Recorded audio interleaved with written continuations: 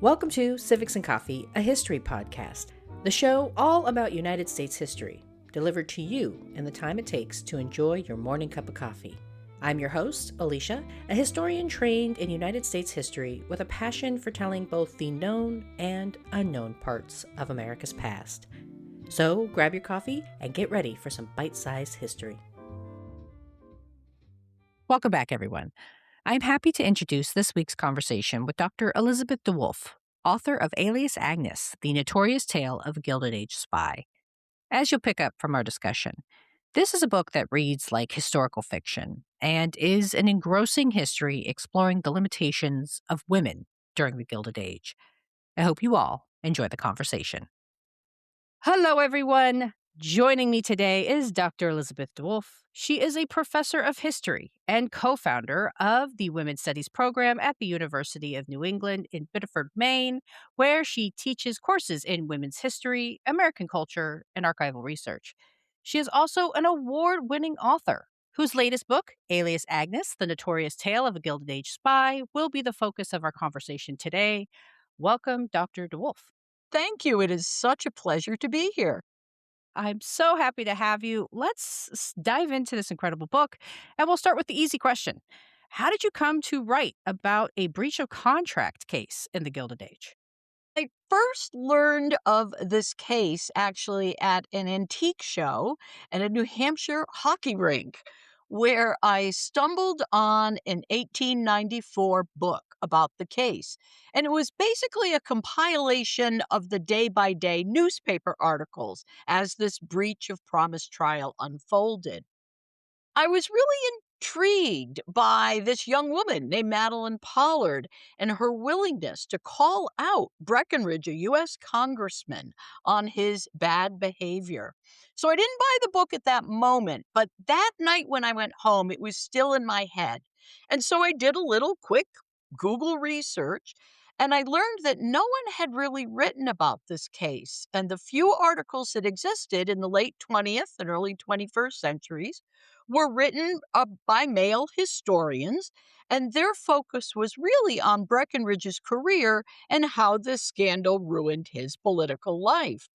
But there was virtually nothing on Madeline before or after her 15 minutes of fame. And it was at that point I knew I'd found my project. So my initial intent was to write a biography of Madeline Pollard centered on this breach of promise trial. But the archive has a way of derailing your plans. And when I found hints and then confirmation of the spy, Agnes Parker, and uncovered her identity as Jane Armstrong, a fellow Mainer, my project took a very unexpected and delightful turn. And so you kind of gave us a little hint in your previous answer, but for those who might be unfamiliar, who were William Breckinridge and Madeline Pollard? William Breckinridge was a Lexington, Kentucky lawyer, Civil War veteran, and in the 1880s was an up-and-coming politician from a well-known and well-admired Kentucky family. Now, Madeline Pollard was also from Kentucky. She suffered a very difficult childhood when her father unexpectedly died when Madeline was 12 years old, and his death shattered the Pollard family. Some of her siblings were sent to an orphanage.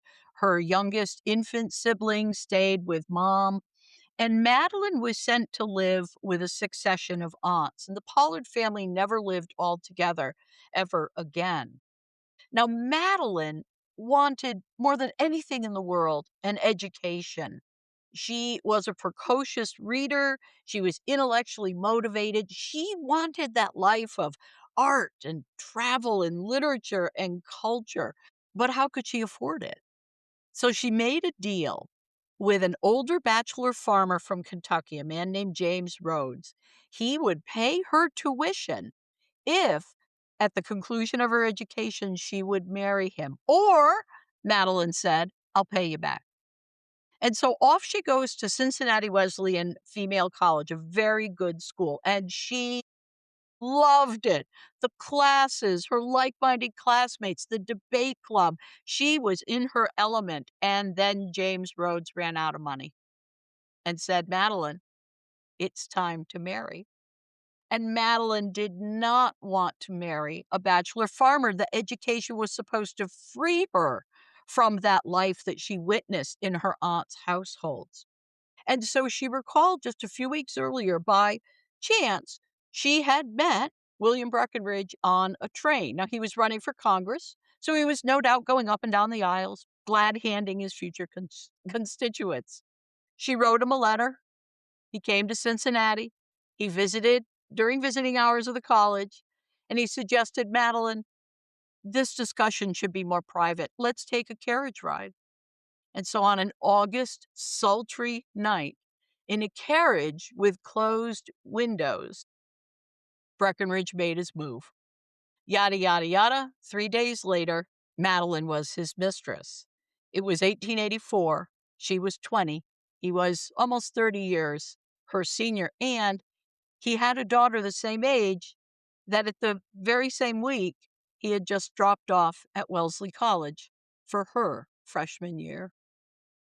So, as much as this is a story about a kind of notorious court case, this is also about some of the themes that we see a lot in the Gilded Age. So, can you talk about the strict social codes governing middle class women's lives during this era?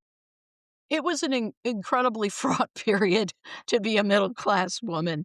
The key here was reputation, and the word was respectability. So, respectability before marriage protected your father's name and made you a more desirable future wife. And respectability after marriage protected your husband's name and solidified your membership in the middle class.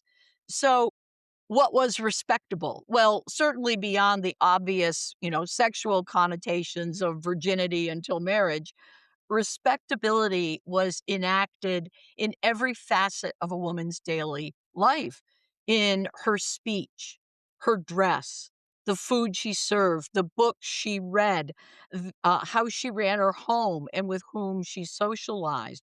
One wrong move, one mistake in the complex, complicated etiquette of the day, which was really the social kind of constraints, the goalposts, and the rules for middle class society. One wrong move, and your reputation and your social aspirations were sunk. And so we see the importance of this respectability even in Jane Tucker, when her mother, after the trial, learns what Jane had actually been doing, spying. She was aghast, as if the Breckinridge Pollard scandal was somehow contagious and would ruin Jane's respectability. And of course, Madeline on the stand is scrutinized for that very scandal and whether her position, 9 years, a 9-year affair with Breckinridge, 9 years later, and she is in Washington society as somewhat of an it girl. Of course, no one knows her hidden secret.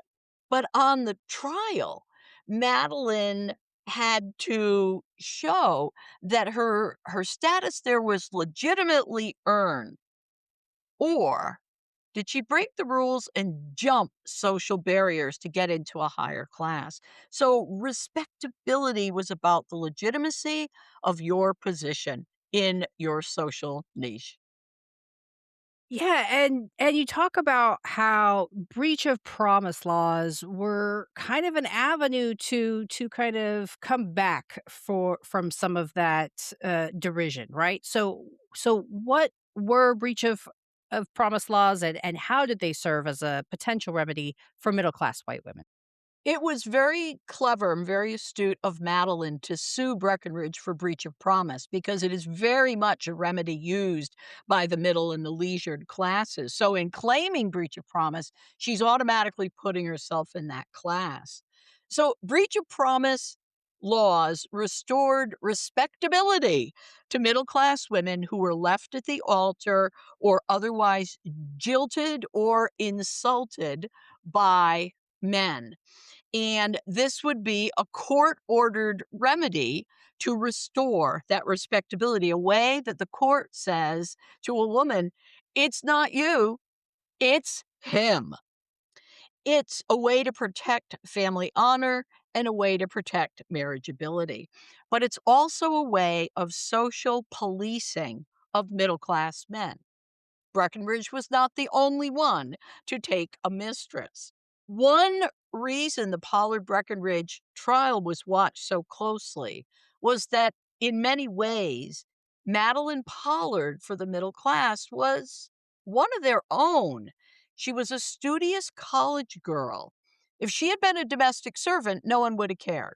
But because she was in college, when this seduction occurred, because she was seen as a legitimate member of society, middle class observers were well aware that their daughter could have been in Madeline Pollard's shoes. If not in college, then in any of the other social situations where they might have interacted with well known, well admired men of their same social class, just like Breckenridge. That was the issue here. He had seduced a woman of his own class, and that broke a rule. And you mentioned in an earlier response that you go into the archives and you kind of stumbled upon this spy. So who was Jane Armstrong and how did she cross paths with Pollard? Jane Armstrong Tucker was from Maine, and like Madeline, she had her own ambitions to get ahead in the world. Now, while for Madeline, education and a good marriage was her path, for Jane, it was financial self sufficiency. So, as a young woman, she lived and worked in Boston, and she learned key new skills for the working woman of the 1880s and 1890s: typing and stenography. And with these skills, Jane had a number of very good jobs in several different kinds of businesses, first in Boston and then in New York. But in 1893, the economy was awful, and Jane lost her job and had no recourse but to return to Maine. But early in 1894, a former employer contacted her. He had a secret job for her. She could name her salary. They'd have a secret meeting in Boston to discuss the details. She took the job and she headed to Washington the very next night. And when she stepped off that train, Jane Tucker was now Agnes Parker, undercover spy, working for Breckenridge's principal attorney, a man named Charles Stoll, a former employer from New York. And so Jane's mission: befriend Madeline Pollard, who was ensconced in the House of Mercy, a home for fallen women. And that is where she lived as she prepared for the breach of promise trial. Stoll's idea, Breckenridge was desperate for a defense because he really didn't have one. So Stoll's idea was that Jane, now Agnes, could befriend Madeline and in their heart to heart female talks, steal her secrets and turn them over to Breckenridge's legal team so they could use them against Madeline in court. And for 10 weeks, she carried out her mission. And when the trial was over, she wrote a book about her experiences called The Real Madeline Pollard. And kind of speaking of Jane's interpretation of Madeline, in the book it comes through pretty clearly that Jane made up her mind fairly quickly about Madeline's character and her quote unquote guilt. Is there anything in the record to explain how she came to such a conclusion? Or, was it maybe just a sign of the kind of deep seated patriarchy of the time? I think the deep-seated patriarchy had a lot to do with it. And we also have to keep in mind our principal source. The real Madeline Pollard was written with a specific agenda in mind: to show Madeline in a bad light and to throw some sympathy back towards Breckenridge, who was, big surprise, running for re-election and was contemplating further legal action. And Jane was devoted to Charles Stoll, whom she called the best employer she ever had. And he could and did provide financial opportunities for Jane. So, at least when she's writing The Real Madeline Pollard, we have to take her perspective with somewhat of a grain of salt. She had a job to do. Yet, when Breckinridge died in 1904, Jane wrote to her mother and said rather unkindly that Breckinridge was dead and all his family was probably glad. Jane also praised Charles Stoll's wife, who opposed Breckinridge's infidelity. So these two indications um, tell us that privately, perhaps she did not see him as innocent as she puts forth in The Real Madeline Pollard. Yet, at Breckinridge's death, she also makes a rather cruel cut on Madeline Pollard as well. So there's no sympathy here. It it was really interesting to me and frustrating to me that Jane could not see Madeline's quest in a larger women's rights or just women's challenges kind of way. I mean, Jane in her letters advocated for her sister to divorce her terrible abusive husband. And she also sought out information on birth control for her sister in law, who had lost several children, even though that was a fraught action in that day and illegal to mail because of Comstock laws.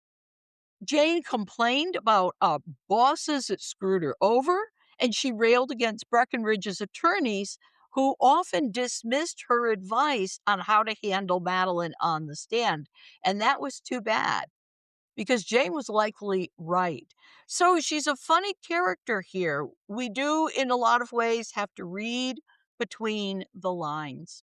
Yeah, yeah. That was what was so interesting to me, right? Is here we have this duality of this character, right? She's so passionate and so protective on one hand of her people, and then was so critical and so dismissive on the other hand. And so I was just wanting to get your read on the situation, knowing how much you'd spent in the archives and with the character of where did she land here? Yeah. Yeah, and she was so complex, and the interesting thing when I was, working on this project, which was rather lengthy for all sorts of reasons, but I would go back and forth. There were times when I was, "Yay, Madeline, pro Madeline." It's like, "Boo, Jane."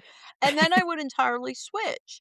And I see, despite their very different paths and of course, their antagonists, but I see a lot of similarities between these two women, and indeed many of the other women who testify or play a role in this story. This is about women who are merely trying to get around the many, many cultural and social obstacles in women's way, and they find creative ways to do that.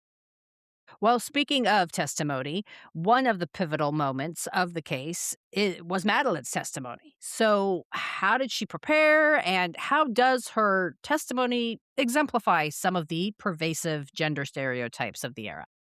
And Madeline met with her lawyers almost daily to plan the line of questions that her lawyers would ask her and to figure out how best to answer. And Jane Tucker tells us in The Real Madeline Pollard that Madeline would practice her testimony in the evening at the House of Mercy, often in front of the very few people there who were actually sympathetic to her. Now, Jane tried to use this as evidence that Madeline was acting, as if practicing lines in some sort of play. But I think it shows how seriously Madeline took this case and how well aware she was of this very narrow line she had to walk. So, kind of following along gender ideas of the day, Madeline needed to show that her life in Washington, that she was a legitimate member of that leisured class, not a pretender. She had legitimately earned her space there.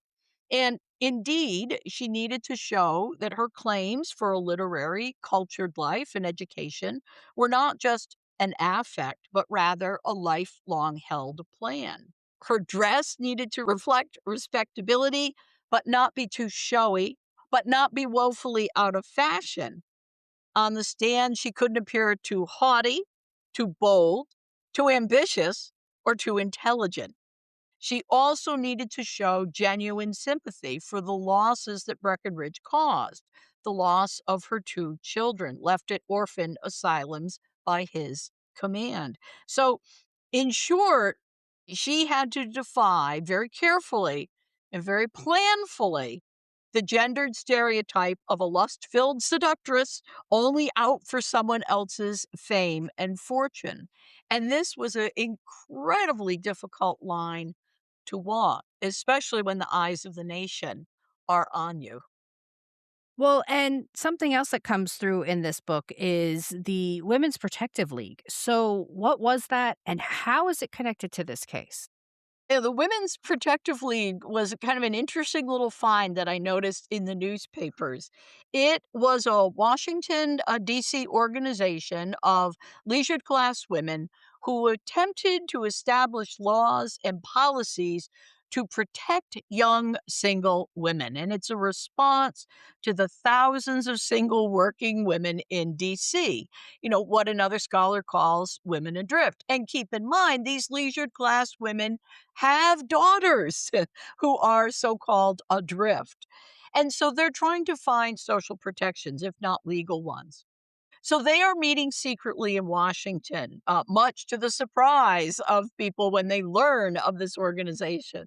And at the end of the trial, the Women's Protective League sent commendations and flowers to those who supported Madeline Pollard's cause to call out Breckinridge and the sexual double standard.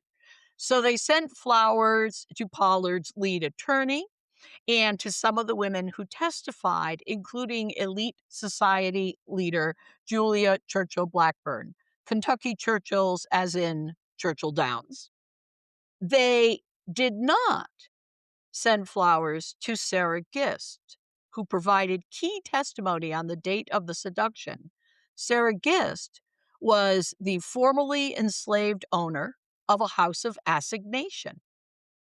Nor did they send flowers or commendations to the working women who testified in court. And significantly, they didn't send a thing to Madeline Pollard. They supported the principle of the case, but not the plaintiff. And more than just simply sending flowers, the WPL put forth a resolution to the House of Representatives Committee on the Judiciary to create a morals standard for members of Congress. And I think we all know what happened to that. Yeah. Yeah. Yeah. So it's been a theme of our conversation thus far. It's a theme I think that's throughout this book, both subtle and very specific. But how does this story illustrate the limitations women faced during the Gilded Age, and what are some of the parallels we see today?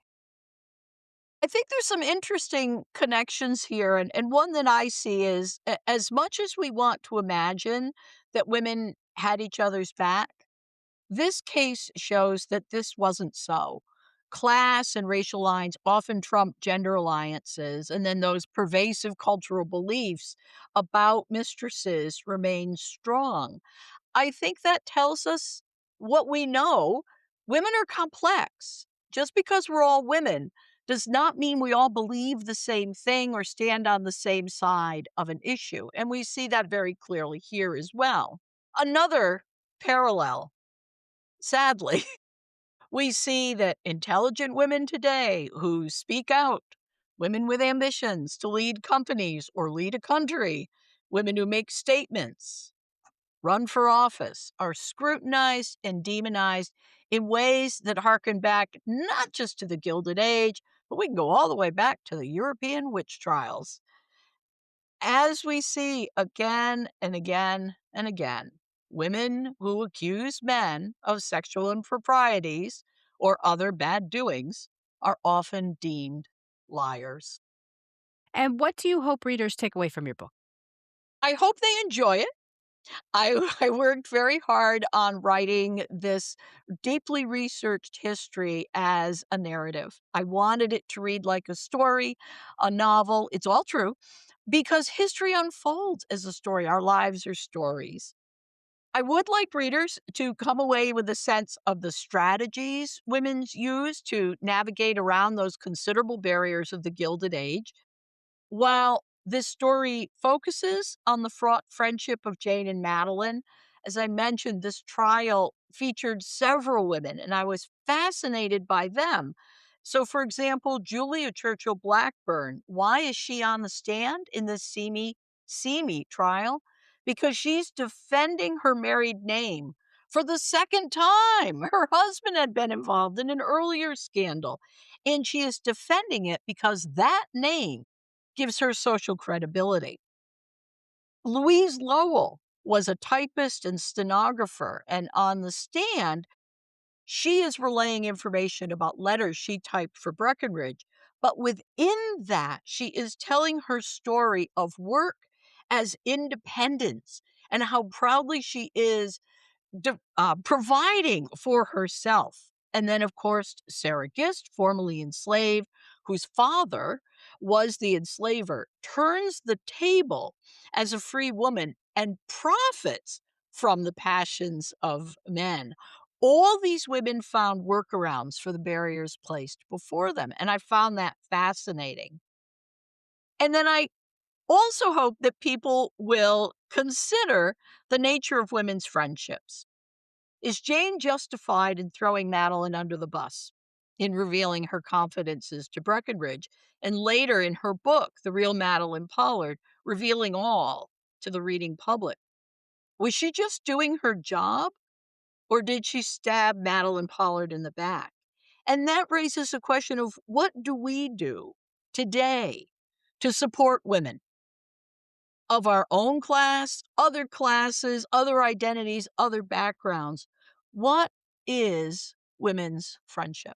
So those are Mm. some of the things I'd love readers to think about. Well, for what it's worth, when I picked it up the first time, I think I had forgotten, what book I was reading, and I was like, "Oh, is this a narrative like fiction?" I thought a historical fiction, and then I saw the first footnote, and I was like, "Oh no, it's actually it's actually a historical book." So I think you won the day there. Thank you. Thank you. Worked hard on that. Worked hard on that. And where should readers go when they've finished your book and they want to learn more about you and the work that you do?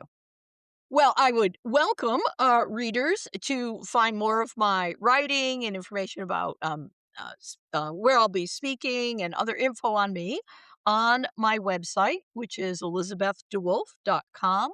And I am also on Facebook and Instagram. Wonderful. And we'll make sure to put that stuff in the show notes for the Thank you. episode so folks know where to find you.